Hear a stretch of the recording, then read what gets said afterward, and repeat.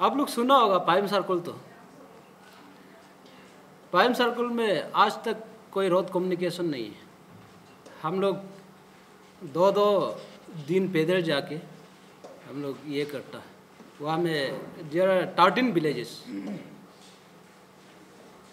तो आज का प्रेस ब्रीफिंग हम लोग का रिगार्डिंग कैंपा स्कीम को लेके स्टेट कैंपा स्कीम।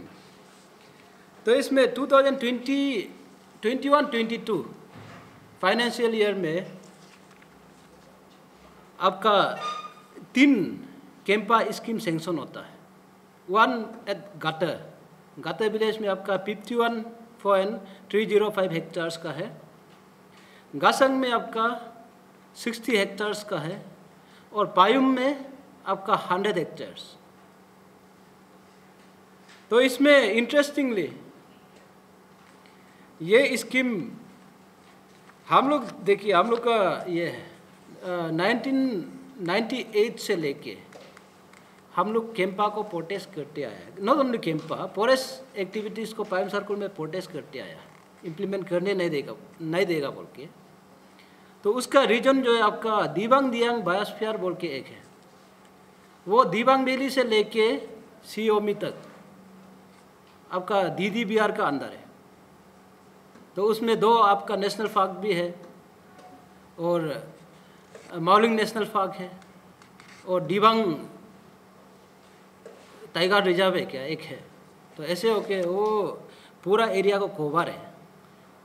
तो उसको कब गवर्नमेंट ये किया, गवर्नमेंट उसको कब कॉन्स्टिट्यूट किया, पब्लिक तो मालूम नहीं है, कभी पब्लिक हियरिंग हुआ नहीं है। ऐसे होके हम लोग डिप्राइव होके बेटा। तो उसको लेके हम लोग फॉरेस्ट को कम्प्लीटली 1998 से लेके फॉरेस्ट एक्टिविटी पाइम सर्कल में आने ही नहीं देता। तो रिसेंटली 2021-22 का जो फाइनेंशियल ईयर में मैंने पहले भी बताया 3 स्कीम कैंपा का सेंक्शन हुआ।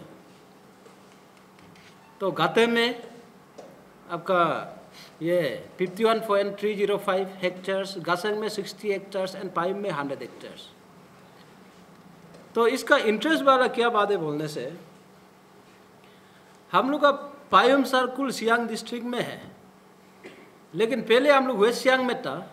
तो सियांग जो है 2016 में जब सियांग हम लोग का नया डिस्ट्रिक्ट बनाया, बाईपार्केट होने के बाद हम लोग सियांग में चला गया। वेस्ट सियांग से हम लोग बाईपार्केट हुआ। तो पहले से हम लोग एलोंग आपका फॉरेस्ट टेरिटोरियल जुरिस्डिक्शन में है, एलोंग डीएफओ का अंदर है। तो मेचुका रेंज है हम लोग को देखने वाला। तो ये स्कीम जो है, स्कीम को उन लोग पता है कि हम लोग फॉरेस्ट को हम लोग प्रोटेस्ट कर रहे हैं, फॉरेस्ट एक्टिविटी को करने नहीं देगा बोल के उन लोग को पता है। तब उन लोग कहाँ से पता नहीं कौन लगाया, स्कीम को यिंगचोंग डीएफओ में डाइवर्ट किया, यिंगचोंग डीएफओ में लगाया, डिवीजन में स्कीम लगाया वो गाते गासंग एंड पायुम के लिए, बल्कि हमारा वो टेरिटोरियल जुरिस्डिक्शन से बाहर है।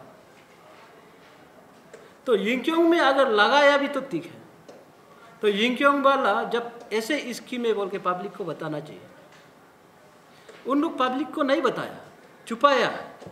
किसी का डायरेक्शन होगा, उन लोग छुपा के पता नहीं ग्राम लोग का नंबर कहाँ से लिया।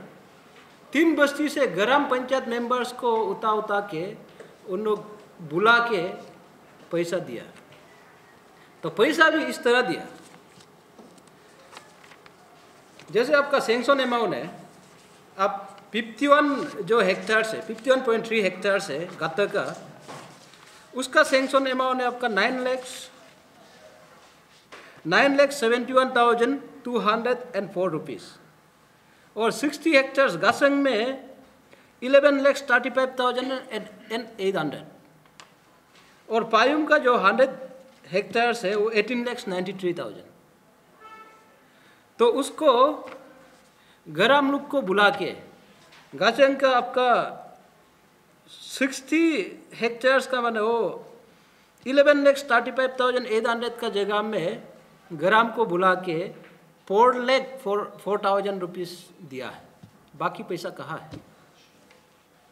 और गत का आपका 9,71,204 रुपीज़ का जगह में 6,40,500 रुपीज़ दिस वर्ष हुआ है।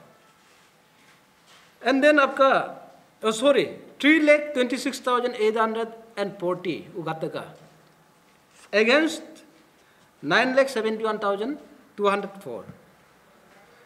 एंड देन पायुम का 18,93,000 का जगह में 6,40,500 गाचन का पायुम का 3 ग्राम को ऐसे करके दिया है। मैंने 3 ग्राम का वो एग्रीगेट अमाउंट है। तो बाकी पैसा कहाँ गया किसी को मालूम नहीं। तो हम लोग का इशू पैसा से मतलब नहीं है। अब पैसा कितना खाया, कैसे किया, कौन सा नॉर्म्स हम फॉलो किया, वो हम लोग को लेना देना नहीं है।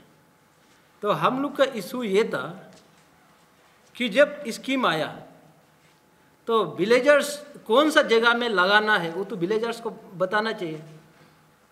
और उसके बाद ग्राम सभा बिताना है। ग्राम सभा बिता के आइडेंटिफाई करके हाँ ये क्या कम्युनिटी लैंड है ना इंडिविजुअल लैंड है, वो नियम होता है फॉरेस्ट का, कैंपा का नॉर्म्स, वो सब बताना है। लेकिन वो नहीं बताया है। क्यों नहीं बताया बोलने से हम लोग अगर वो बताने से हम लोग उसको इम्प्लीमेंट करने नहीं देगा, क्योंकि हम लोग ऑलरेडी 1998 से लेके प्रोटेस्ट कर रहे हैं। तो अगर हम लोग को चुपचाप बुलाया, अब RFO ऑफिस में बोलंग में बुला के पैसा को चुपचाप दे दिया, तो अगर हम लोग इसको पता नहीं किया है उन लोग पैसा को ले ले, इसका मतलब तो पब्लिक को बुद्धू बनाया ना। तो ऐसे हो के इसके लिए हम लोगों ने क्या किया, हम लोग सर्कुल लेवल का कमिटी बनाया इसका अगेंस्ट में। तो कमिटी बनाने का बाद हम लोग वो कमिटी जो बस्ती 4 बस्ती है, 4 विलेजेस है, 4 विलेजेस से प्रेसिडेंट एंड सेक्रेटरी 2 आदमी उठा के हम लोग एक साथ क्लब करके कंप्लेन नहीं, हम लोग जस्ट क्लैरिफिकेशन मांगा। हम लोग ग्राम पंचायत मेंबर्स और DFO and RFO and even MLA से भी हम लोग मांगा। कौन सा MLA, हमारा विधायक है इंजीनियर तालिम तबो जी है ताटीतुर रुमगोंग का, उससे भी हम लोग ये मांगा कि ये स्कीम कैसे आया, कौन इधर लाया। तो उसमें हम लोग क्लैरिफिकेशन मांग के हम लोग ये क्लियर कट बोला है कि आप लोग को 10 डेज 7 डेज का अल्टीमेटम दिया, टाइम दिया, आप लोग रेक्टिफाई कीजिए ना, क्योंकि आप लोग अपना ही लोग हैं। हम लोग हम लोग बनाया है, हम लोग को लीड करने के लिए बनाया है। आप लोग को अगेंस्ट नहीं है, लेकिन हम लोग फॉरेस्ट को तो अगेंस्ट है। फॉरेस्ट एक्टिविटी करने नहीं देगा बोल के हम लोग बोला है कि आप लोग को 7 डेज का टाइम दिया, आप रेक्टिफाई करके सरेंडर कर दो। हम लोग कहीं माने वो ये इशू को कहीं नहीं ले जाएगा। प्यार से बोल के हम लोग दिया, लेकिन उनका तरफ से कोई रेस्पॉन्स नहीं है। तो इंस्टेड ऑफ क्लैरिफिकेशन उन उल्टा पॉलिटिकलाइज करके पूरा पब्लिक को झूठ बोल के कैंपा कुछ नहीं है, स्कीम कुछ नहीं है, ये वो है बोल के मैंने गुमराह करके उन लोग घूम रहा है। तो इसमें लॉजिक सी बात है, जब जैसे मेरा बस्ती में गाते में किसी का पास 51 हेक्टेयर चरोना, अब 10 हेक्टेयर भी नहीं होगा खेती करने का जगह। उन लोगों ने क्या किया, एक एरिया को दिखा दिया जो हम लोग का मेन कल्टिवेबल एरिया है। उस एरिया को दिखा के कौन जियोटेक लिया पता नहीं, जियोटेक पूरा जियो कोऑर्डिनेट्स डिटेल डाल के वो कॉमन एरिया का नाम से 51.305 हेक्टेयर उन लोग ने पैसा खाया है। तो उसमें उसका कितना जमीन है कोई मालूम नहीं है, 1 हेक्टेयर भी नहीं होगा हम बोल सकता है जो खाया है। तो 51 हेक्टेयर उधर लगा के, अब वो तो सबका ना कहा रहा है ना, सब पब्लिक का तो कहा रहा है, विलेजर्स का कहा रहा है ना। तो उससे बड़ा गड़बड़ क्या हो सकता है, कहीं नहीं हो सकता। ये बिगेस्ट ह्यूमन एरर होगा हमारा सर्कल में। तो उसको हम लोग क्लैरिफिकेशन मांग के अच्छा से बोला, उसको मना नहीं है, तब जाके हम लोगों ने क्या किया, FIR दिया है। ये में काइंग पुलिस स्टेशन में हम FIR दिया है, अगर हम लोग को ये करो, अरेस्ट करो, इंट्रोगेट करो बोला है सीधा। और दूसरी बात हम लोग ये भी बोला है कि सीधा है, जब हम लोग का इलेक्टेड रिप्रेजेंटेटिव्स जो ब्रीच ऑफ ट्रस्ट किया है, हम लोग को ब्रीच ऑफ ट्रस्ट किया है, चीटिंग किया है, करप्ट एक्टिविटीज़ में इन्वॉल्व है, तब तो वो रहने लायक नहीं है बोल के हम लोग उसको रिमूवल के लिए भी मेंबर सेक्रेटरी को हम लोग दिया है। तो उसको हम लोग भरोसा है कि शायद एक्शन लेगा और एक्शन लेना ही पड़ेगा। तो उसके लिए हम लोग ये इशू सिर्फ पायम सर्कल का इशू नहीं है, ऑल ओवर अरुणाचल में, केम्पा में, पोरस में ऐसे चल रहा है। तो हम लोग इसको ये करने के लिए हम लोग इधर कल हम लोग ये में SIC में दिया है, SIC में कंप्लेंट दिया है, और उसका बाद आज हम लोग ये को PCCF को दिया है, PCCF को लिख के दिया है। तो SIC को तो सीधा है, हम लोग SIC इंक्वायरी बताना है ना, इसको इंक्वायरी बताओ। और उसके बाद PCCF को हम लोग जस्ट ये रिक्वेस्ट था कि देखिए डिपार्टमेंट में आपका साथ हम लोग बहुत सा ये रिप्रेजेंटेशन दिया है, ऑलरेडी दे चुका है, लेकिन एक्शन नहीं है। तो अभी सीधा है आप SIC को एंडोर्स कर दो ना, तो तब ठीक रहेगा। दोनों मिलके आपका डिपार्टमेंट का साथ, आपका डिपार्टमेंट भी साथ में जाने दो, SIC को एंडोर्स करो बोला है, रिक्वेस्ट किया है। तो SIC कल का भी SIC का SP साहब जो है पॉजिटिव है, बोला है कि एश्योरेंस दिया है, हम इसको फर्स्ट प्रायोरिटी में हम यहाँ में ये कर देगा, रिकमेंड करके हम कोशिश कर देगा बोला है, लेकिन वो अप्रूवल मिलना पड़ेगा गवर्नमेंट से। और दूसरी बात, आज PCCF सर हम लोग को बोला है कि जस्ट एटलीस्ट 1 हफ्ता का हम लोग को टाइम दीजिए, 1 हफ्ता में हम पूरा रिपोर्ट CCF पासीघाट से मंगा के उसके बाद हम SIC रिकमेंड कर देगा, वो खुद बोला है आज। तो उसके लिए हम लोग निकाल के आया यहाँ, आज हम लोग प्रेस ब्रीफिंग दे रहे हैं। तो इसमें हम लोग इतना दूर से गवर्नमेंट को भी हम लोग अपील है यहाँ से, गवर्नमेंट ऑफ अरुणाचल प्रदेश को, देखिए हम लोग का पायम सर्कल जो है 1957 का इस्टेब्लिश किया वाला होगा, 60 से पहले का, उसमें रोड कम्युनिकेशन नहीं है, पूरा 13 विलेजेस कहीं भी अभी तक 21st सेंचुरी तक रोड कम्युनिकेशन नहीं है। तो हम लोग को प्लांटेशन का ज़रूरत नहीं है, क्योंकि हम लोग का नेचुरल ये है, हम लोग का नेचुरल फॉरेस्ट है एकदम 100%। तो हम लोग को प्लांटेशन का जगह में हम लोग को रोड चाहिए, गाड़ी रोड चाहिए, रोड कम्युनिकेशन चाहिए, हम लोग को मेडिकल फैसिलिटीज़ चाहिए, और हम लोग को आपका एजुकेशन का सिस्टम को ठीक करना है। पायम सर्कल में एक भी स्कूल अभी नहीं चल रहा है, रहिंग में गाड़ी रोड का सामने में सिर्फ एक है, और एक भी आपका मेडिकल ये आपका ये PHC और सब सेंटर वो सब नहीं चल रहा है, और CO EAC CO पायम में नहीं रहता, तो कायिंग में रहता। तो ऐसे हो कि हम लोग बहुत तकलीफ में है। और दूसरी बात, हम CM साहब को ये भी एक ये भेजना चाहे, मैसेज भेजना चाहेगा, जब 2020 शायद 20 या 19 को था, वो 32 रुमगोंग में हमारा जो अभी विधायक है तालेम ताबो जी का बस्ती में ही एक प्रोग्राम रखा था, CM साहब आया, तो उसमें एक पगाक्तू गाते बोल के एक रोड रास्ता बना, हम लोग का NLCPR में था पहले। तो उसका कंटिन्यूएशन के लिए वो रिप्रेजेंटेशन दिया वाला को CM साहब ने सीधा वो बोला कि ये मेरा टेन्योर में ये रास्ता नहीं बनेगा तो हम नेक्स्ट में MLA कॉन्टेस्ट नहीं करेगा बोला। नो, तो अभी तक वो रास्ता जस्ट अभी रिसेंट सेंक्शन हुआ है, उसका टेन्योर तो अभी 24 में ख़त्म होगा। कैसे सर नेक्स्ट में MLA लड़ेगा कि नहीं लड़ेगा मालूम नहीं है, लेकिन ये ऑन रिकॉर्ड है, वो सर ने ऐसे बोला है। इसलिए हम लोग यहाँ में हम लोग का दुख दर्द को बताने के लिए आया। केम्पा तो इसका इशू तो है ही, साथ में हम लोग पायम सर्कल लाए जो है, दूसरा तो चलो रोड कम्युनिकेशन बिल्कुल ये नहीं है। हम लोग 3-4 दिन पैदल मार कर यहाँ तक आया, तो इसी को बताने के लिए हम लोग आया। Thank you.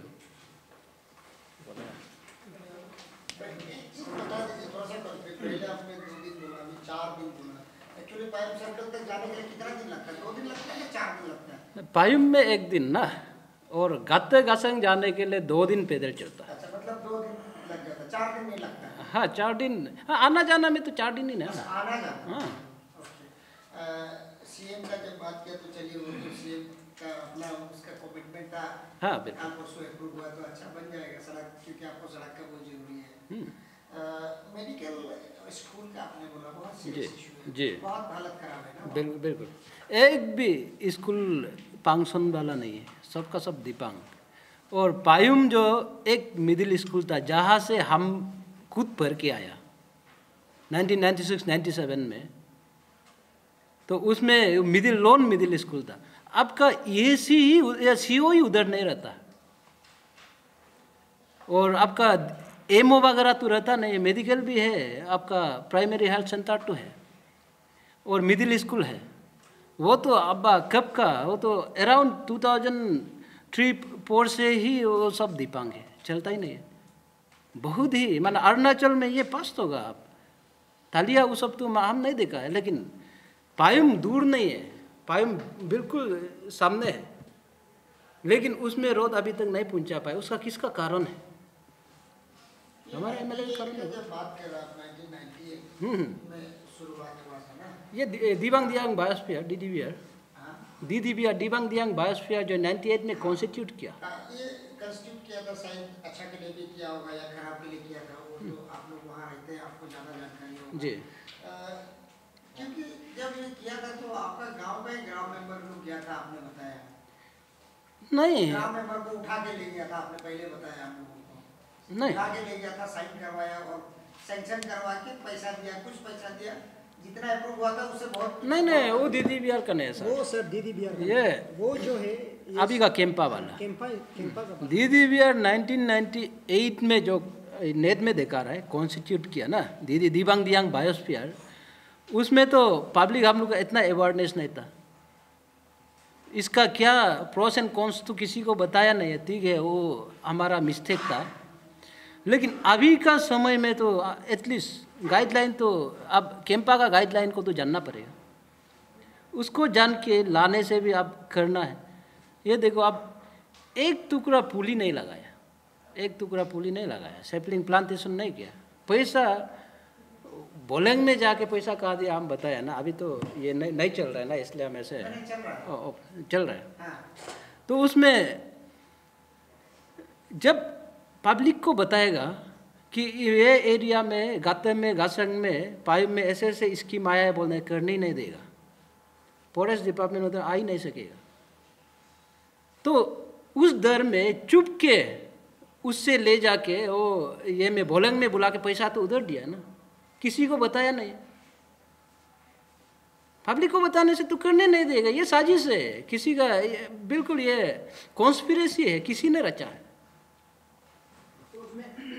इसमें एक चीज कंफ्यूजन है, इसमें कंस्पिरेसी जो फॉरेस्ट डिपार्टमेंट केला है ना आपका जो ग्राम पंचायत मेंबर लोग, क्योंकि ग्राम पंचायत आप बोले पब्लिक करने नहीं देगा, लेकिन आपका हेड ही है, पब्लिक का हेड कौन है? वो तो ग्राम पंचायत। इसमें ऐसे है, हम पहले बोला है ना, नंबर 1 एलोंग में करना चाहिए था ना, स्कीम एलोंग में आना था। एलोंग DFO का अंदर में हम लोग का जुरिस्डिक्शन है, तो उधर से नहीं, उधर स्कीम को नहीं डाल के यिंगचोंग ले जाना, यिंगचोंग डिवीजन में नहीं जानने नहीं देगा बोल के उधर ले जाना, वही एक कॉन्स्पिरेसी है।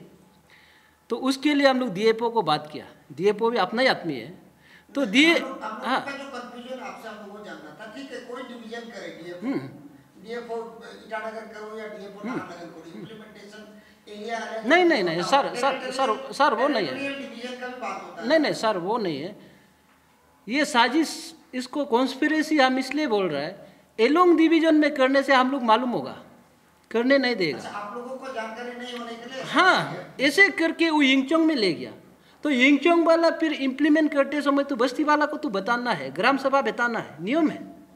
तो वो नहीं, वो हाँ नहीं कोई नहीं, उसके लिए तो यिंगचोंग वाला को कोई डायरेक्शन दिया, यिंगचोंग DFO को दिया होगा कि नो हम लोग का वो सब ग्राम लोग को दे दो पैसा ना, ऐसे हो के ग्राम लोग को बुला के चुपके से पैसा दिया जानने नहीं देने के लिए, तो उसके लिए हम कॉन्स्पिरेसी बोल रहे हैं ना। और इसमें DFO को जब हम लोग पूछा, DFO क्लियर ये बोल रहे हैं कि अब हम तो गतगा संघ पायुम मालूम ही नहीं है ना, हम पायुम सर्कुल को हम मालूम नहीं, क्योंकि मेरा जुरिस्डिक्शन में नहीं है। तो हमको MLA इंस्ट्रक्शन दिया है, लास्ट मोमेंट में MLA बोला है कि ऐसे ऐसे स्कीम आया है, तो ऐसे स्कीम आया, इसको ना जल्दी इम्प्लीमेंट कराओ बोला है, बोलता है। तो एमएलए को बताया है कि हाँ नहीं, इसमें ये आप बेनिफिशरी देना पड़ेगा। तब एमएलए नाम लिख के दिया है, बोलता है। वो डीएफओ का कहना है, रिकॉर्डिंग में भी है। उसके बाद एमएलए को हम लोग चार्ज किया ना, एमएलए को हम लोग जब बस्ती बस्ती वाला कमेटी बना के एमएलए को अप्रोच किया, ऐसे क्यों किया है बोला, तो एमएलए बोल रहा है कि हम मालूम ही नहीं है, डीएफओ सर हमको फोन करके बुलाया, बोलता है। कॉन्स्पिरेसी है ना, छुपा रहा है। सबसे बड़ा कॉन्स्पिरेसी तो वो है ना। पहला इशू है कि का फंड को मिसयूज किया गया, पैसा को खा दिया काम नहीं करके, ये एलिगेशन है। और ग्राम मेंबर डायरेक्टली इन्वॉल्व है ना आपका। और सर आपने एफआईआर में लॉन्च किया एसएससी में, ग्राम मेंबर का खिलाफ में आपने किया है सर। सबका सर और एक पॉइंट है, आपने जो 2 पॉइंट बताया है, फिर एक पॉइंट है, ये तीसरा पॉइंट ये है कि जो कैंपा स्कीम में जो लैंड डोनेट किया है, जैसे हमारा पायम विलेज में 100 हेक्टर्स है, उनके बाद गाते में 51 पॉइंट समथिंग हेक्टर्स है, उसके बाद गाचे में भी 60 पॉइंट समथिंग हेक्टर्स है। तो इनमें एक प्रॉब्लम ये है कि जहाँ में यह जो खास करके हमारा पाइम का बताएगा, जो जमीन जो रिप्रेजेंटेटिव, जो 3 रिप्रेजेंटेटिव का हुआ का 2 का जमीन भी नहीं है वहाँ पे, ठीक है। आपका जमीन नहीं है, लेकिन आप जो है क्या करता है, मेरा जमीन है बोल के रिकॉर्ड दिखा के आप जो है पैसा खाया है। इसीलिए ये सबसे मेजर इशू है। देखो, everyone has the fundamental right. If anyone wants to give their land to the forest department, we have no problem, they can do by their own. But what problem is there is like they have given the land of others and they have enhanced the money, ठीक है। पैसा कहाँ दिया, वो लोग दूसरा का जमीन में, ये मेरा जमीन है, फॉल्स एविडेंस दिखा के वो लोग खाया है। इसीलिए हम इस चीज़ को क्रिटिसाइज करता है। और हमने जैसे before we come here we talk with PCCF, and what he says is the Kempa scheme should be brought in such an area, that area should be a community area। एक community area हो सकता है या फिर एक बंजर जमीन हो सकता है, ठीक है, जिनको हम लोग कुछ चीज़ में भी यूज़ नहीं करता है, उस जमीन को आप विलेज कम्युनिटी कोई सब मिल के देता है तो इट्स ओके। और इनको भी बैठक बिठाना चाहिए along with the DC, along with the deputy commissioner and along with the village representative and with the DFO. There should be a mass meeting in the village and awareness about the Kempa should be given at the village level. But there was no any such things happen in our village. Randomly they have given the land, those land where we use the land for the cultivations. As you know, the people of Adi, okay, the Adi tribes, especially people residing at Payam Circle, we don't have paddy field. We are following the June cultivations. तो हमारा जो खेती है, जो zoom cultivation में जिनको हम use करता है, उस ज़मीन को दे के रखा है, इसीलिए हमारा रिसेंटमेंट ज़्यादा है। और हमने यहाँ पे SIC को कल वहाँ पे कंप्लेन लॉन्च किया है, आज PCCF को दिया है। इनका यहाँ आने का भी हमारा ये रीज़न है कि हमने DFO, RFO and village representative को हम बस्ती में हमारा जो क्लब जो अगेंस्ट कैंपा का हमने जो विलेज लेवल में हम लोग प्रेसिडेंट सेक्रेटरी बनाया, उनके बाद हम सब बैठा के एक बार वहाँ पे मीटिंग किया। उनके बाद हमने 7 डेज का अल्टीमेटम डेट सर्व किया, लेकिन वहाँ से कुछ नहीं था। तो इसीलिए हम लोग आज यहाँ पे आया है और हमारा पॉइंट को प्लेस करने यहाँ आया है। एक तरह से बता दीजिए, ग्राम सभा में आप लोग जो ग्राम मेंबर लोगों का ऊपर में एलिगेशन लगा रहा है, वो लोग भी आया था क्या मीटिंग में? आप लोग जो मीटिंग किया कमेटी बनाने, नहीं देखो, उनमें हम लोग that meeting was open to all, okay, ये एक ओपन टू ऑल मीटिंग था और हमने बुलाया भी है, आ जाइए। वर्बली हमने बोला है and we now every village they have the WhatsApp forum and in that WhatsApp forum they share whatever things we going to happen ना। हमने कुछ है वो नहीं आया है, open it was open to all meeting but no one has turn up. Yes, इसीलिए हम उनको 7 डेज का अल्टीमेटम दिया। अगर वो आके अपना रीज़न को बताता, हम भी ऐसे था बोल के बताने से we are village people and then हमें से ओके यस नो तो होते रहता है। हम ये कैंपा का जो गाइडलाइन में ऐसे प्रोविजन है कि जो ग्राम सभा बैठा के ही कैंपा स्कीम को लागू करना है, ऐसे कोई प्रोविजन हम प्रोविजन आपको दे देगा, आई विल प्रोवाइड यू। हाँ है है ना? नहीं, उसमें गाइडलाइन जो आपका सैंक्शन ऑर्डर में ही है ना, है। हम तो क्योंकि हम भी यहाँ आसपास में देखता है कहीं मतलब ग्राम सभा बैठा के कहीं कैंपा स्कीम यूज नहीं करते। तो आप बता, नहीं नहीं है दूसरा मेरा क्वेश्चन है, आपको हम एक सवाल करेंगे। नहीं हो जाएगा, ज़्यादा नहीं। देखो, आपने बोला है विलेज लेवल में आप ग्राम मीटिंग नहीं बैठाना है, आपका ये कहना है। नहीं बैठाना नहीं है, क्या हाँ। होता है क्या पूछा है? हाँ, नहीं नहीं, ये होना ही है क्योंकि it's a big scheme, right. ये एक अब वहाँ से बन के हाँ, आता है, वो गाइडलाइन में है। गाइडलाइन में वो होता है और होना ही चाहिए। नहीं होने से भी विलेज मेंबर को एक बार अब पूछना चाहिए। आप ये देखिए, हम बताएगा ना, यहाँ में ये 2018 ना, गवर्नमेंट ऑफ अरुणाचल प्रदेश ना, department of environment and forest Itanagar ना, नोटिफिकेशन 24 सितंबर 2018 ना, इसमें ये आपका रूल का जो है, जैसे नंबर 1 में आपका short title and definition, number 2 और नंबर 3 एंड नंबर 4। नंबर 4 में manner of utilization of NPV net value ना, नेट प्रेजेंट वैल्यू, उसका अंदर में ये जो स्कीम है एएनआर प्लांटेशन आता है। तो इसमें ये पूरा रूल्स का लास्ट में लिखा है, प्रोवाइडेड फर्दर दैट ना the said activities over forest land under the control of state forest department ना of government of state government and being managed as per the working plan shall be taken up in consultation with the gram sabha और village forest management committee. Knowledge clear का ये guideline है। और कैंपा क्या है? Campa scheme नहीं है ना, it's not a scheme, it's an act. ये सुप्रीम कोर्ट का एक्ट है, ये गवर्नमेंट ऑफ इंडिया का भी नहीं है। गवर्नमेंट ऑफ इंडिया बनाया लेकिन सुप्रीम कोर्ट का ऑर्डर से बनाया। ये ग्राम ये जो हुआ है इम्प्लीमेंटेशन नहीं हुआ as per the rules and guidelines government of India, government of Arunachal और पैसा का मिसयूज हुआ, एलिगेशन है और केस रजिस्टर होना, इंक्वायरी होना है, फॉरेस्ट डिपार्टमेंट का रिकमेंड करना है, ये आपका नहीं। हमारा देखिए, ये हमारा लेन हमारा है ना, मेरा लेन को एक दो आदमी कैसे करके बिक्री कर सकता? ये तो सीरियस इशू है ना, it's a very serious issue. और ना ऐसा तो नहीं है कि आपका जो जिस लेन में जो कैंपा स्कीम बना है वो फॉरेस्ट का अंदर में आता हो, फॉरेस्ट, ऐसा तो नहीं है ना? गाइडलाइन है ना आपका। किसी किसी सेंचुरी होता है, फॉरेस्ट रिजर्व होता है, फॉरेस्ट रिजर्व का अंदर में तो नहीं है ना वो फॉरेस्ट वो जो लेन जो नहीं, फॉरेस्ट इसमें अब सीए प्लांटेशन होता है। हाँ, एक होता है सीए प्लांटेशन जो सिर्फ रिजर्व एरिया के अंदर में करता है प्लांटेशन, क्लियर ना। कैंपा का कंपोनेंट है, सीए होता है, एनपीवी होता है, केट प्लान होता है ना, इसका अलग अलग कंपोनेंट है। तो सीए जो है ओनली आपका रिजर्व एरिया में करता है, और एनपीवी कंपोनेंट जो होता है ना, नेट प्रेजेंट वैल्यू, उसको आप कहीं भी करता है, वो रिजर्व एरिया में नहीं है।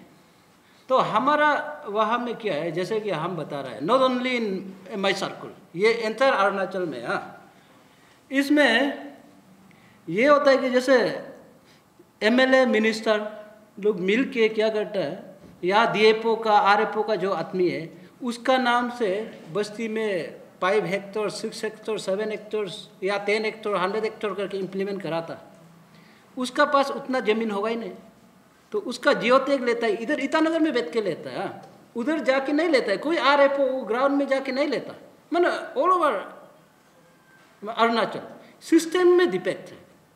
आपका वो कौन सा कंपोनेंट वाला है? ये एनपीवी।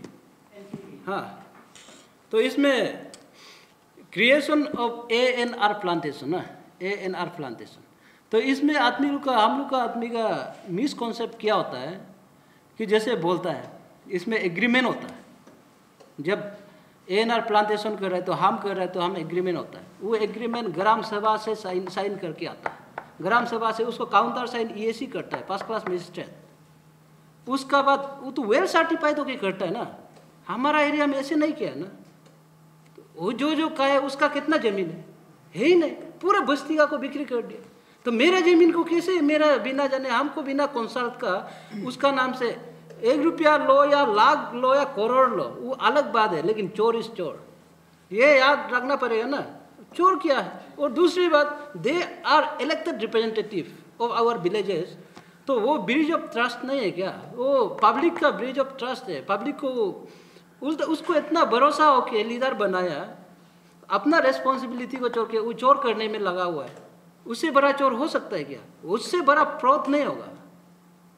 ये मिस यूज ऑफ पावर है ना, और ब्रिज ऑफ ट्रस्ट में आता है, चीटिंग है, फोर्जरी में जाएगा, बहुत सा सेक्शन लगेगा इसमें।